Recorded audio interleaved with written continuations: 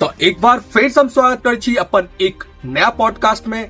आई हम मिलावा जाय छी एहन शख्स से जेकर जीवन में बहुत ही ज्यादा स्ट्रगल रहल छै। वो बचपने से स्ट्रगल के कि ना उनकर लाइफ में की बीतले, केना आई मुकाम तक पहुंचले, उनका बारे में जानब। हिनकर नाम छै प्रदीप मिश्रा उर्फ बीतन चा उर्फ संजय मुखिया, जिनकर रोल छै या बिलायती बाबू के नाम से इनका जनित हवे। तो स्वागत करे छी हम के। क्या लागल हमारा पॉडकास्ट में आके आपका?